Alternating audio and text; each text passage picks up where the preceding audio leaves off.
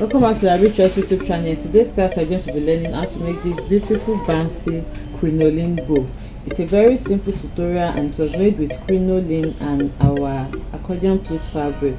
So I attached this crinoline bow on this Zara cap that we see here, and the tutorial on the Zara cap is already uploaded. I'll drop the link to it in the comment section down below if you would like a tutorial on it.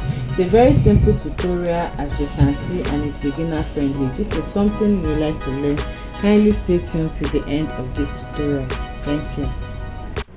So to make this bow, you need your fabric and your crinoline. Okay, so the measurement depends on how big you want your bow to be. I have a fabric of about 21 inches in width here, and then the length is around 13 inches. Okay, my fabric is small. You can see that I had to join it at this point, so you should not join if you have enough fabric. So what I'm going to do now is to place it on fold by the 13 inches. Remember, this is 25 inches, so I'm just going to go ahead and flip it like this, and then I'll take it to my sewing machine and sew on it. So after sewing it, now what you just need to do is to dip your hand and then turn it inside out. So this seam line part, you're going to place it in the middle like this, so that it's not going to show. So the next thing to do now is to tuck your crinoline. If you have a wider crinoline that can just take everything all at once, it's better for you to just use it. So I'm just going to tuck my crinoline and see what it looks like. So if it's not enough, I'm just going to place the crinoline side by side and then join them so that it can give me the bouncy effect that I want. So I'm placing it like this, and then I'll arrange it to see what it looks like. So if you are okay with what is giving you, but my fabric is very soft, so I would like the crinoline to go around. So what I'm going to do is just to place it and measure the width that will be fine for me. Okay, so after noting it, I'm just going to go ahead and then join the crinoline for it to cover up. I don't know if you understand what I'm doing. I'm just trying to double it so that it can cover the width that I have for my fabric, because my crinoline is just about 3 inches and I want the bow to be big. Okay, so now this is what I have. I'll go ahead and cut out exact size. Okay, again, and then I'm going to place them side by side and sew on them.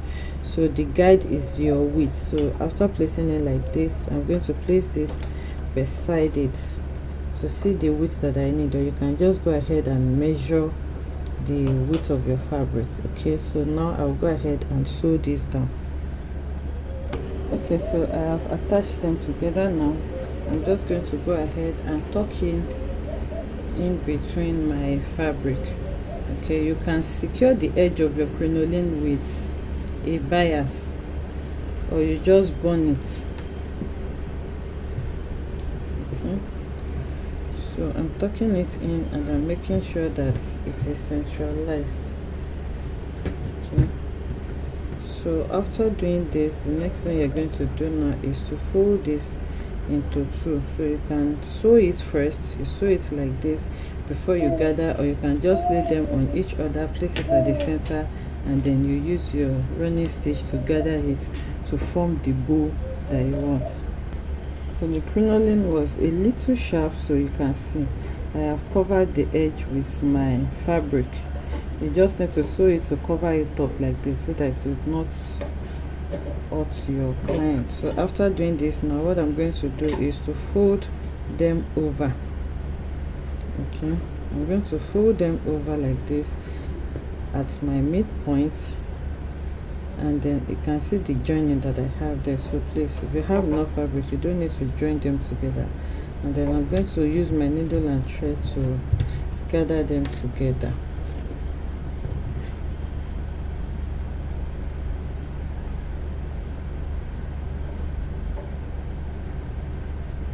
So I'll hold it at one point and then pass my needle and thread. So you can see how I'm holding it with my hand, and I'm just running my loose stitch. Okay, make sure it is at the center point. It's a bit strong because of the crinoline that we added to it.